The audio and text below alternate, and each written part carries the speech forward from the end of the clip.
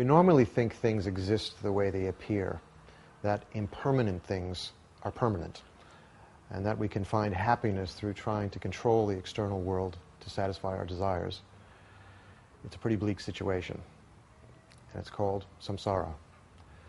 Samsara is the agitated, dissatisfied, and confused state of mind most of us experience all the time, which results in the uncontrolled cycle of birth, death, and rebirth. Just as there is dark and light, if there is samsara, then there is nirvana. And that's the state of complete mental peace.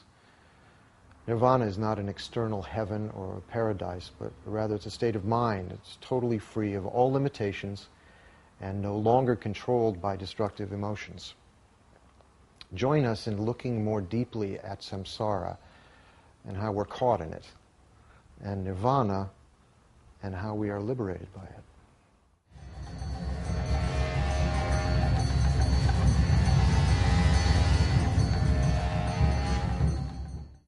Samsara and nirvana. On the one hand, samsara, or cyclic existence, is suffering and its causes. On the other end of the spectrum, there's nirvana, complete freedom, complete liberation from that suffering and its causes.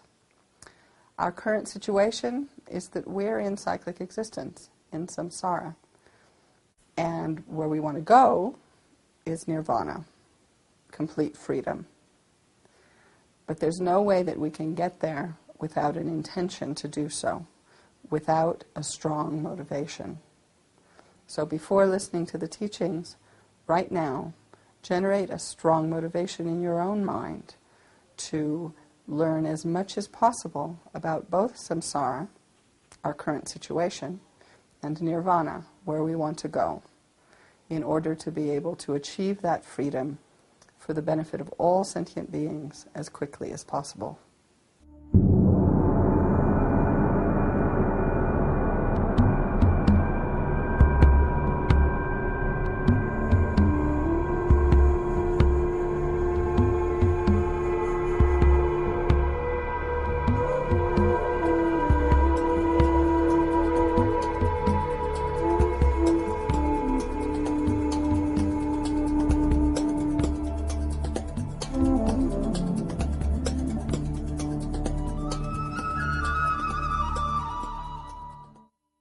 So maybe I'd like to explain a little bit more about, to get a real idea of what samsara means, the depth of samsara, so that one can begin to feel compassion for oneself and a feeling of what is the meaning of renunciation, that,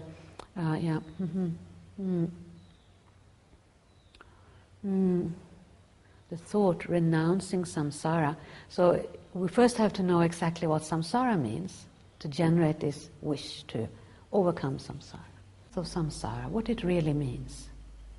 And there is one explanation that includes, we call, 3 levels, of suffering, 3 kinds of suffering. So I'd like to explain this first. Yeah, the first one is called suffering of pain. That includes all the ordinary pains, physical pains, sickness, hurt, and our mental problems of suffering of separation, dissatisfaction, depression, anxiety, fear, worry. That's usually only that level of suffering that we are aware of, in our daily life, that we are trying to overcome. But samsaric suffering has much more to it than that, The second level of samsara we call the suffering of change. And the suffering of change is much more subtle and difficult to comprehend, It's all about how the pleasures that we seek in samsara, the temporary pleasures, are in fact all in the nature of suffering because they change into dissatisfaction and eventually pain. So we say, although we called it pleasure, in fact it's in the nature of suffering. Yeah, we give it the name pleasure, but somehow when we analyze it we can see eventually always turns into suffering or misery. The third kind of suffering that explains samsaric existence, is the we call all-pervading suffering or pervasive suffering. Pervasive because it covers all of our existence, our body and our mind, is in the nature of this all-pervasive suffering. So everything within our ordinary body and mind is a product, of suffering and creates more suffering. So it's in the nature of suffering. When we understand these levels of suffering, we can look at samsara and see the faults of samsaric existence. That there is nothing within samsaric existence that gives us satisfaction or happiness or is uncontaminated. But if we meditate on it, we can start to develop disgust with samsaric suffering, especially when we realize that we have the potential to be free.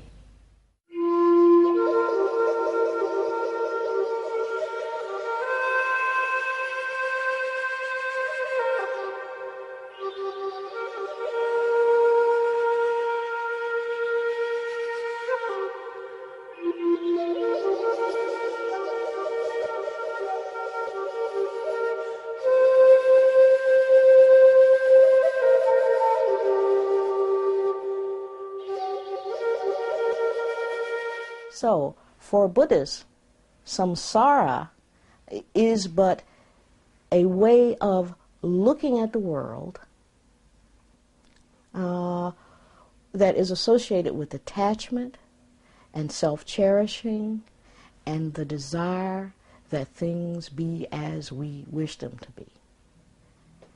And since this whole notion of the world being as we wish it to be, since our wanting the world to remain a certain way cannot be met, is always subject to failure, because the true nature of the world is impermanence and changingness all the time, those desires to keep it permanent will inevitably lead to suffering. The Buddha taught 4 noble truths. There is suffering. There is a cause of suffering. There's the cessation of suffering. There's a path leading to the cessation of suffering. The Buddha said, from his own experience, after he had meditated 6 years and performed these incredibly rigorous meditations, he said, I've discovered this truth. There's suffering. And I've also discovered that it's possible to end it.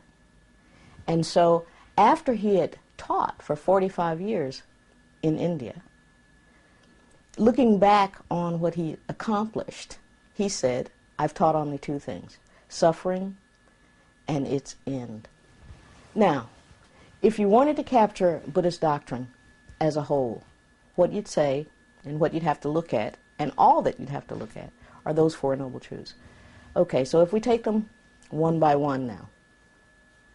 There is suffering, dukkha, the Buddha said.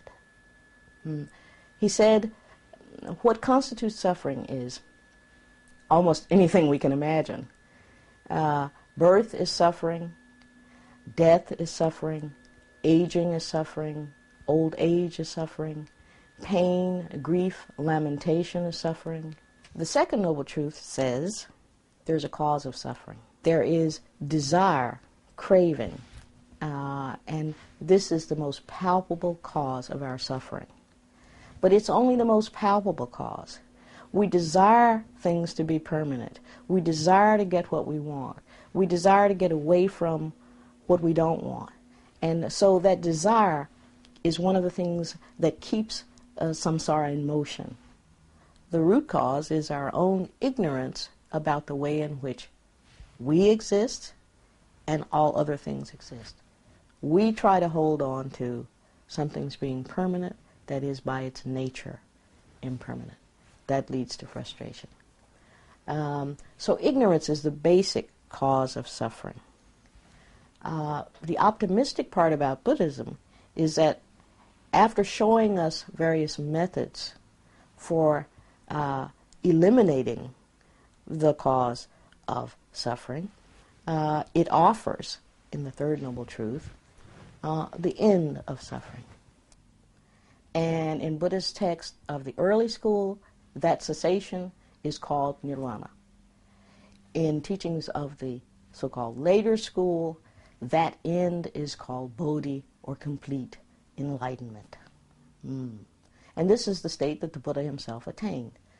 And attaining the cessation of suffering doesn't put someone in a different place, doesn't put them in a different body, doesn't put them in a different world. It changes their view. They give up the attachment to a self as a fixed, permanent existent. Changing that idea, giving up that idea, abandoning that idea, they find themselves with a new view of things. And that new view of the world is what Nirvana is. It's not something else. It's not something apart from us. We have that potential within us to see it that way. If our ignorance is what causes suffering, then our own insight and our own wisdom is what will cause it to cease. So Nirvana, as the third noble truth, is held out as the possible end. It is an end to suffering, and such a thing exists. The fourth noble truth says there is a path leading to the cessation of suffering, and that path provides a means for us to realize directly the end of suffering, so that you yourself can see, try it on, try the method on, see whether it's beneficial or not. And if it is, then keep practicing. Now, this puts the responsibility for our practicing all of these various paths, but primarily the responsibility for gaining insight right on our shoulders. It's not anywhere else.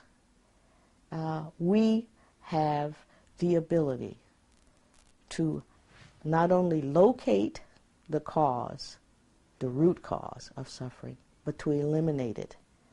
We have that responsibility ourselves. It's not to be found in the outside world. It's not put in the hands of anyone else, any deity, or any guru, any teacher.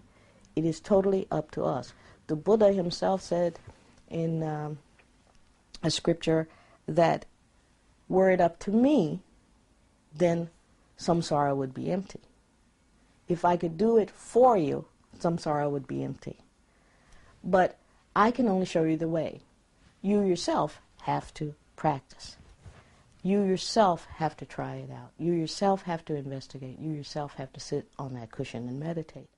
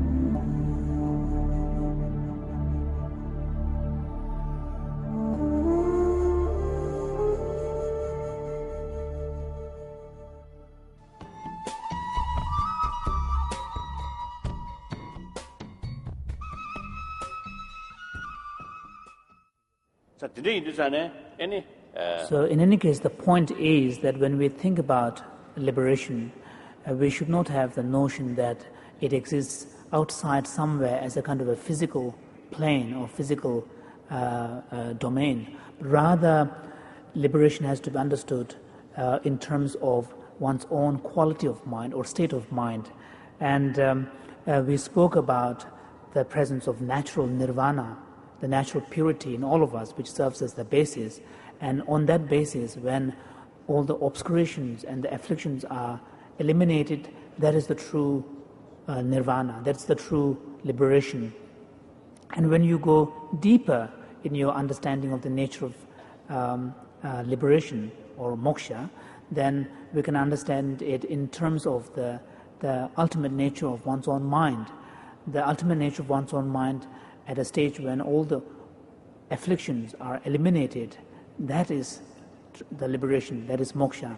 So we find that actually in the final analysis, it is our ignorance and fundamental misconception of the ultimate nature of reality that lies at the root of our samsaric existence, that lies at the root of our unenlightened existence. Therefore, if it is the ignorance and misconception of the fundamental nature of reality that creates the unenlightened existence, that means it is by cultivating the correct insight into the true nature of reality which will begin the process of undoing this unenlightened existence, which will begin the process of liberation. Therefore, as the Tibetan masters say, that when in ignorant state we are in samsara, when insight or when the knowledge is developed, generated, then we are liberated. So this samsara and nirvana is distinguished on the basis of whether we are in the state of ignorance or whether we are in the state of knowledge. And so what we find here is that the ultimate antidote for eliminating the fundamental ignorance, which is the root of cyclic existence, is the wisdom realizing emptiness, wisdom cognizing emptiness. And the emptiness, the ultimate nature of that mind, when all the obscurations have been eliminated, that emptiness of mind is that quality of mind is the nirvana. That's the final nirvana. So therefore, we can say that that which causes us to be caught in unenlightened existence relates to our ignorance of the fundamental nature of reality, emptiness. So from the Buddhist point of view, this will be explained in terms of, in the following way, that in the physical world, there is an ever-present continuum at the subtlemost level of a physical continuum. We spoke about this earlier, which is space particles.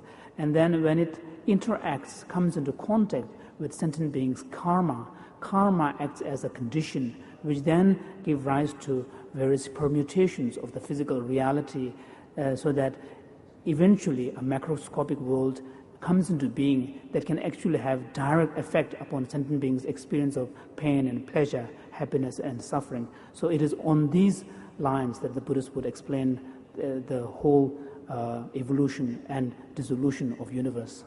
This is very clear if you look at the traditional Buddhist teachings on the 12 links of dependent origination, which gives the picture of the process of evolution within the cycle of existence. We find that the individual's existence in cycle of samsara, unenlightened existence, is explained in terms of this 12 interlocking chain. And here it is very clear that there is no concept of there being some kind of central unifying figure, which is like the kind of the creator of everything, and then everything sort of revolves around it. Rather, the whole evolution is explained in terms of interlocking 12 sets of 12 chains. So the point of interlocking is that when, for example, one cycle of 12 links is in progress, before that entire cycle finishes, another cycle is already set in motion, so that while For example, when you are already experiencing the consequences within 112 chains, already ignorance and the karmic actions and so on, which is part of another cycle, is already set in motion. So in the teachings on the 12 links, the Buddha teaches us that the two sets of 12 links, a cycle of a chain of 12 links. One is the evolution within the evolution of an individual within the unenlightened existence, starting from ignorance, karmic volitional acts, consciousness, and so on. Then he also explains to us another cycle where the cycle is reversed, which then gives us the reversal process where the process of enlightenment is explained. So by eliminating, by bringing to an end ignorance, then the volitional acts are prevented. By preventing volitional acts, consciousness is prevented, and so on. So the reversal process of unenlightened existence is also explained.